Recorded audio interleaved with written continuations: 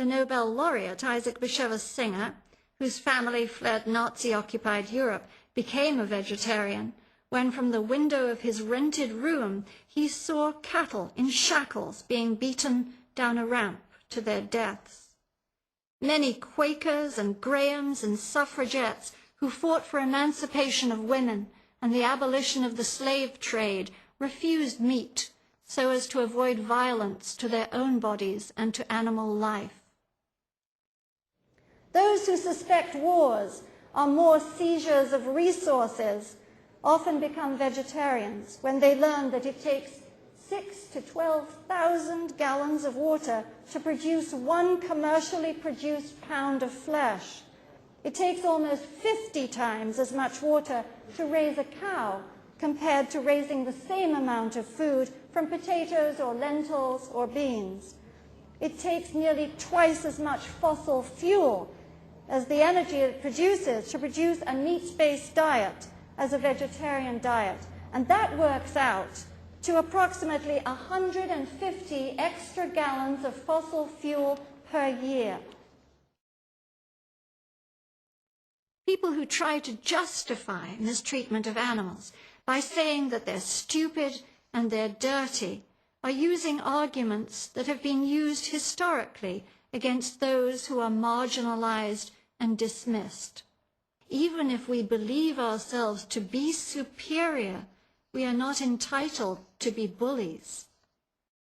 We hear a lot of talk about religion, and people of the book can look to their own book for the idea that compassion to all is required. In Exodus 23:5, we are told, if you see a donkey of your enemy lying under its burden, would you refrain from unloading it?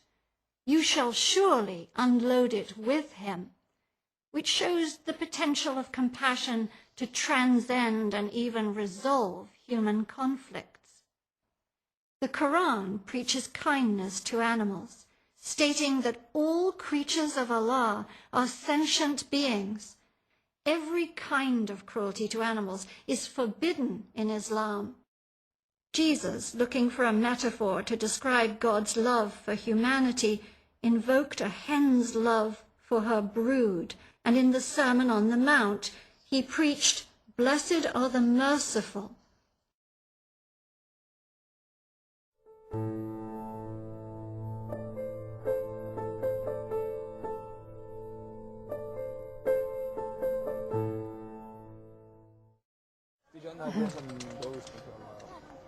So where are our painters?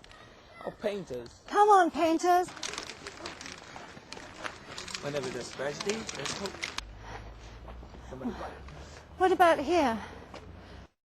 After Hurricane Katrina, the New Orleans Superdome, which is a giant indoor football stadium, was used to temporarily house tens of thousands of mostly poor people who were left homeless by the floods. Conditions inside quickly deteriorated, and emergency food and water rations weren't delivered. One man appeared and said on television, "They are leaving us here to die like dogs." We hear that expression, and the implication of it is that somehow it is an appropriate fate for a dog to be abandoned without food and water, but not an acceptable fate for humans.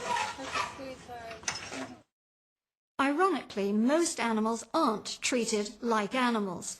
Their miserable existences as meat on the hoof, beasts of burden forced to carry heavy loads almost to the breaking point and sometimes to the breaking point, the way they're warehoused together like boxes on a shelf, their lives in cages and irons, denies them everything natural about their lives. Poultry in most countries today, for example, are often bred to gain so much weight so quickly that they can't even reproduce without artificial intervention. Treated like animals is the wrong metaphor. These animals are not treated like animals.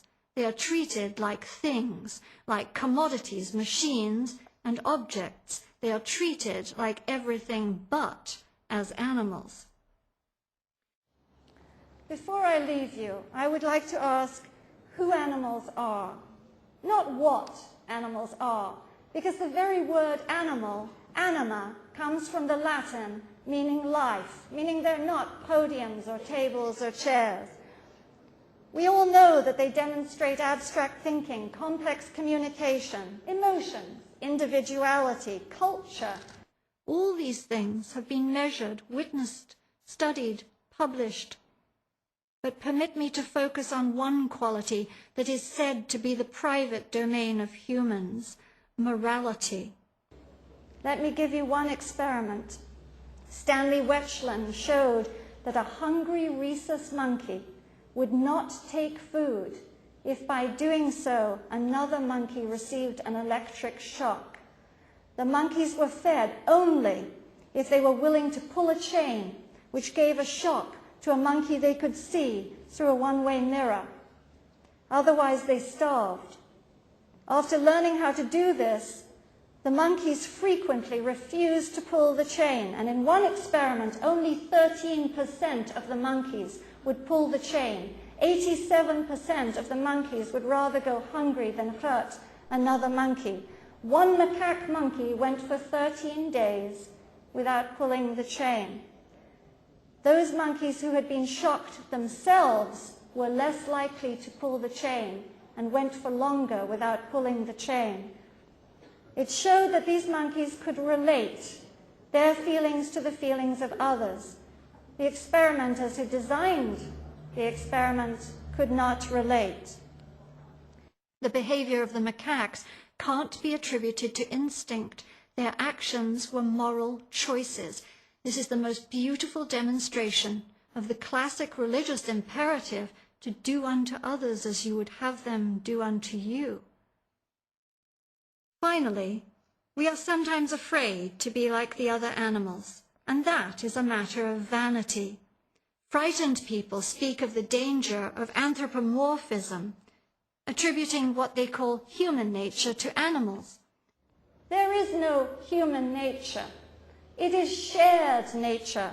For all animals laugh and lie and cheat and love and grieve and are lonely and feel pain and wish to be free.